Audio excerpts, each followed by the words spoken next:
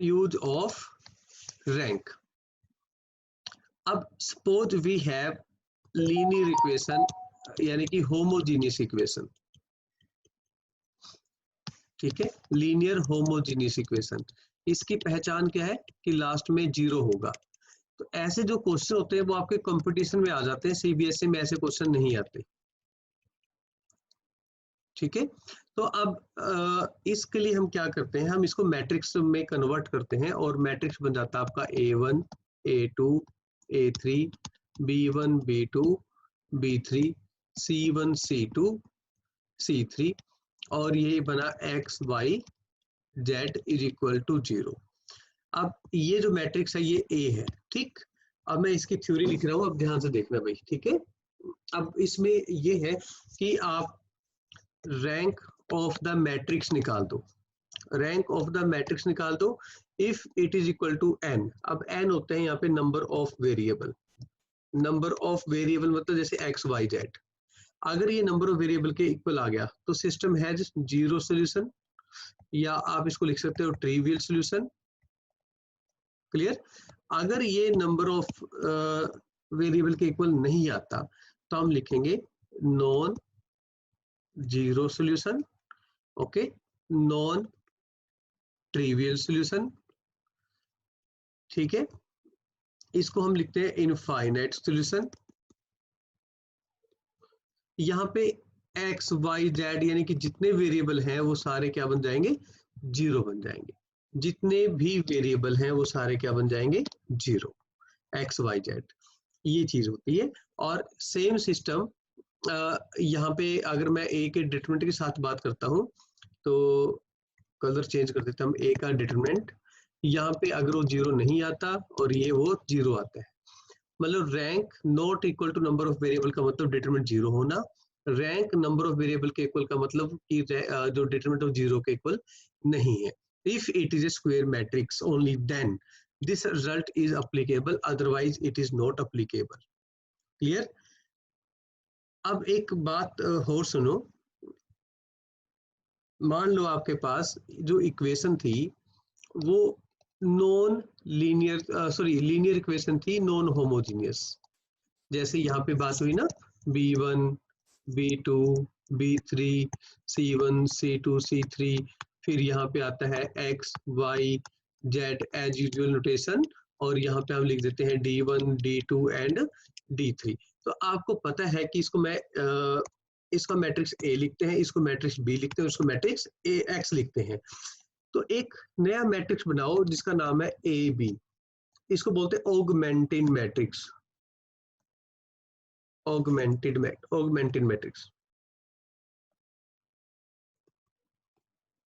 ठीक है। ऑगमेंटेड मतलब बढ़ा देना, ठीक है। अब इसके नाम से ही पता लग रहा है कि ये ए और बी के जो एलिमेंट है उनको कंबाइंड कर दिया हमने बीच में लाइन लगा के। तो पहले एक काम करते हैं, ए के element A1 B1 C1 A2 B2 C2 A3 B3 C3, यहाँ पे D1 D2 और ये D3। अब आप ये सोचो कि यहाँ पे जो मैट्रिक्स आए हैं हमारे पास वो दो मैट्रिक्स आए हैं ना, ये ऊपर एक लेफ्ट में एक एलिमेंट और राइट में बी एक एलिमेंट। अब एक काम करो आप, ये जो बीच में लाइन है ना, ये वाली लाइन, इसको भूल जाओ कि लाइन है यहाँ पे, और ये पूरा एक मैट्रिक्स बन गया कंप्लीट। ये कंप्लीट एक मैट्रिक्स बन गया है जिसमें 3 रो और 4 कॉलम है। तो ये 3/4 का एक मैट्रिक्स बन गया, क्लियर। एक काम करते हैं, अब अगर हम रैंक निकालेंगे तो इसमें जो रैंक है वो किसका निकलेगा, ए और बी का निकलेगा। बट अगर हम एक बात बताओ, अगर मैं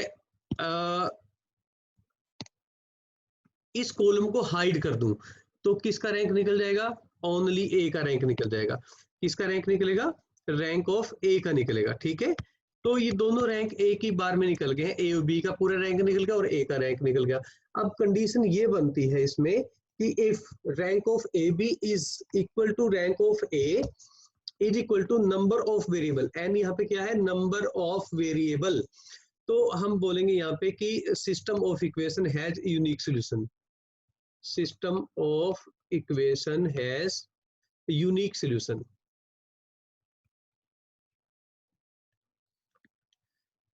ठीक है जी। और ऐसे ही आप दूसरी कंडीशन लेके चलो कि rank of A B is equal to rank of A तो आ गया, बट वो नंबर ऑफ वेरिएबल के इक्वल नहीं आया। जैसे रैंक ऑफ ए भी 2 आ गया, रैंक ऑफ ए जो है वो भी 2 आ गया, बट नंबर ऑफ वेरिएबल 3 थे तो इक्वल नहीं आए ना। तो ऐसे केस में हम लिखते हैं infinite solution, system of equation has infinite solution. अब अगर हम बात करते हैं तीसरी कंडीशन की, ओके, तीसरी कंडीशन मान लो आपके पास आ गई कि rank of A B is not equal to rank of BA।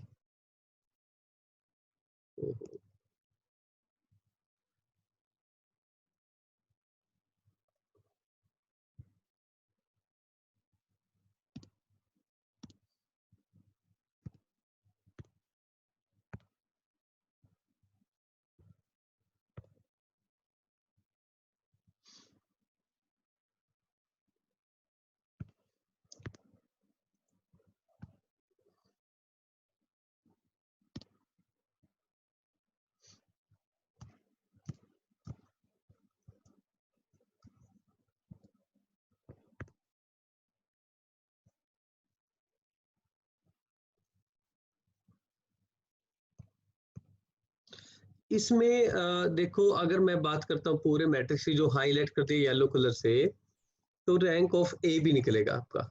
ठीक है, तो ये रैंक ऑफ ए भी निकलेगा। और अगर मैं ये जो पोर्शन था आपका, ये वाला पोर्शन, अगर हम इसको हाइड कर दें तो आपका रैंक ऑफ ए निकल जाता है ना। तो अगर ये सारा नंबर ऑफ वेरिएबल के इक्वल आ गया तो हम बोलेंगे यूनिक सॉल्यूशन। क्या बोलेंगे हम? Unique solution.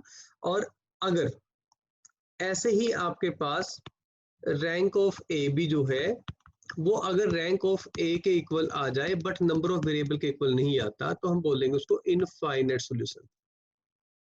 हम बोलेंगे उसको इनफाइनाइट सॉल्यूशन। अब ये कंडीशन जो है ये जरूरी है ध्यान देने वाली। ये तीनों कंडीशन बहुत काम की हैं। अगर ये नंबर ऑफ रैंक ऑफ ए के इक्वल नहीं आता, दोनों रैंक इक्वल नहीं आते, तो नंबर ऑफ वेरिएबल का तो इसमें कोई कंसेप्ट ही नहीं रहेगा। अब इसमें हम बोलते हैं नो सॉल्यूशन। अब एक खास बात है, ये जो पहली दो कंडीशन है इनका तो मतलब होता है कंसिस्टेंसी। क्या मतलब होता है कि सिस्टम इज कंसिस्टेंट। तो यहाँ तो हम कंसिस्टेंसी की बात करते हैं, और ये जो होता है वो इनकंसिस्टेंट होता है, इनकंसिस्टेंट होता है। क्लियर? इनकंसिस्टेंट का मतलब the system have no solution. Clear? तो इसके ऊपर हम वर्कआउट कर सकते हैं, और इसका मैंने पूरा वीडियो बना के डाला हुआ बच्चों। इसके ऊपर ना एग्जांपल भी सोल्व करके हैं, आप एक बार देख लेना, मैं आपको लिंक शेयर कर दूंगा। ठीक है, ऐप के ऊपर ही।